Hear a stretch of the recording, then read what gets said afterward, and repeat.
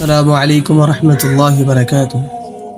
আপনি সম্পর্ক অনেক দেখেছেন দুনিয়াতে। ভাই বোনের সম্পর্ক রয়েছে, ভাই ভাবির সম্পর্ক রয়েছে, তারপরে পিতামাতার সম্পর্ক রয়েছে, এরকম সম্পর্ক অনেক রয়েছে। তার মধ্যে থেকে সব থেকে শ্রেষ্ঠ যে সম্পর্কটা রয়েছে ওটা হলো স্বামী স্ত্রীর সম্পর্ক।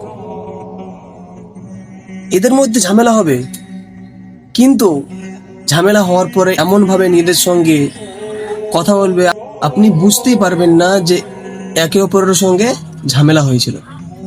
কেন বলেন তো? এ একটা সম্পর্ক এমন যেটা আল্লাহ তাআলা জান্নাত থেকে বানিয়েছেন। আমরা নিশ্চয়ই জানি যে প্রথমে আদম আলাইহিস সালামকে সৃষ্টি করেছিলেন আল্লাহ তাআলা, তারপরে হাওয়া আলাইহিস সালামকে, এবং তিনারা জান্নাতে একই জায়গায় ওনারা ছিলেন। তো এই কারণে সব থেকে ঘনিষ্ঠ সম্পর্ক হলো পিতামাতা না, ঘনিষ্ঠ সম্পর্ক হলো ভাই বোন না, সব থেকে পৃথিবীর ঘনিষ্ঠ সম্পর্ক হলো স্বামী স্ত্রী। তো আমরা এই জিনিসটা নিয়ে একটু ভাবার চেষ্টা করব। এখন যে অবস্থায় চলছে, কিছু কিছু মানুষ ছোট ছোট ভুলের কারণে নিজের সংসারকে নষ্ট করে দিচ্ছে, নিজের সংসারকে ত্যাগ করে দিচ্ছে। এটা ঠিক না।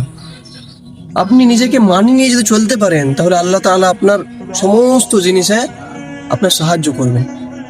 যদি আপনি নিজের ইগোর চক্করে পড়ে, নিজের রাগের চক্করে পড়ে আপনি যদি একটা সম্পর্ক নষ্ট করে দেন তাহলে আপনি পরে পস্তাবেন।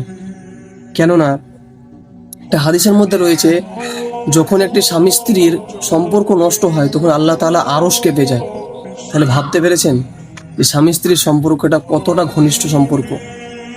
তোমরা সকলে এই জিনিসটা বোঝার চেষ্টা করো ইনশাআল্লাহ। আসসালামু আলাইকুম।